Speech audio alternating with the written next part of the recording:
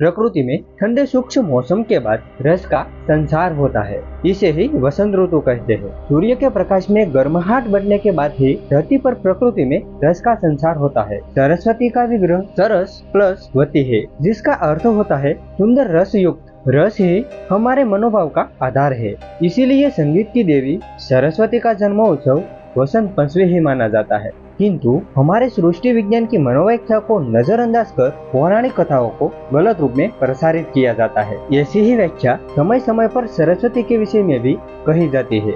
समाज में यह धारणा फैली है कि ब्रह्मा जी ने अपनी ही पुत्री सरस्वती से विवाह किया था, इसीलिए उन्हें नहीं पूजा जाता। पुराणों में एक जगह उल्लेख मिलता है कि ब्रह्मा जी की पत्नी विद्या की देवी सरस्वती उनकी ही पुत्री है। उनकी एक पुत्री का नाम सरस्वती था, जिसके चलते यह ब्रह्म उत्पन्न हुआ है। ऋग्वेद में देवी सरस्वती का वर्णन दो रूपों में मिलता है। एक महान नंदितमा के रूप में, जिसकी हमारे पूर्वज उपासना करते थे। दूसरा वाग्देवी के रूप में। भारतीय समाज में ज्ञान को सर्वसुलभम करने के लिए उसे कथा का रूप दे दिया जाता है। इसीलिए नियम यह है कि पहले पुराण पढ़िए, फिर वेदांत में आइए। सीधे वैदिक ज्ञान में प्रवेश नहीं कराया जाता। इसीलिए पौराणिक कथा के माध्यम से विषय प्रवेश करने का नियम बना है। माना जाता है कि ब्रह्मा जी की 5 पत्नियां थी: सावित्री, गायत्री, श्रद्धा, मेघा और सरस्वती। इसमें सावित्री और सरस्वती का उल्लेख अधिकतर मिलता है। यह भी मान्यता है कि पुष्कर में यज्ञ के दौरान सावित्री के अनुपस्थित होने की स्थिति में ब्रह्मा ने वेदों की ज्ञाता गायत्री से विवाह कर यज्ञ संपन्न किया था। इससे सावित्री ने रुष्ट होकर ब्रह्मा जी को शाप दे दिया कि आप जगत में कभी नहीं पूजे जाओगे। ब्रह्मा यानी सृष्टि के रचनाकार, शक्ति और ब्रह्म ज्ञान यानी सृष्टि संरचना का ज्ञान। सावित्री, गायत्री, श्रद्धा, मेघा और सरस्वती ज्ञान की यह 5 धाराएं ब्रह्म में मिल जाती है, जो ब्रह्म यानी ईश्वर में मिलने का मार्ग है। इसीलिए इन्हें पत्नी कहा गया है। यहाँ पौराणिक कथा के रूप में पत्नी कहने का अर्थ बहुत सारंग और भीर्त है।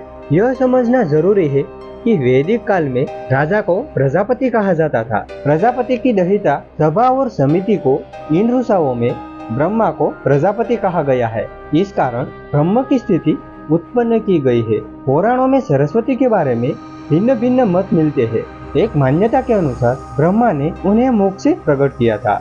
एक अन्य कथा के अनुसार देवी महालक्ष्मी से जो उनका सत्व प्रधान रूप उत्पन्न हुआ, देवी का वही रूप सरस्वती कहलाया। देवी सरस्वती का वर्ण श्वेत है। शास्त्रीय गुरु के अनुसार सरस्वती शब्द का प्रयोग उस ऊर्जा शक्ति के लिए किया जाता है। शास्त्रों के अनुसार जिस तरह ज्ञान की विद्या ये 2 है, उसी तरह सरस्वती भी 2 है। विद्या में परा और अपरा विद्या है। अपरा विद्या की सृष्टि ब्रह्मा जी से हुई, लेकिन परा विद्या की सृष्टि ब्रह्म ज्ञान की धरा से हुई। अपरा विद्या का ज्ञान जो धारण करती है वह ब्रह्मा जी की पुत्री है, जिनका विवाह विष्णु जी से हुआ। ब्रह्मा जी की पत्नी जो सरस्वती है, वे पराविद्या है। वे मोक्ष के मार्ग को प्रशस्त करती है और वे महालक्ष्मी की पुत्री है। भारत के शास्त्र परंपरा में 3 रहस्यों का वर्णन है: प्राधानिक, वैकुतिक और मुक्ति। इस रहस्य का वर्णन प्राधानिक रहस्य में है। इस रहस्य के अनुसार महालक्ष्मी के द्वारा विष्णु और सरस्वती की उत्पत्ति हुई।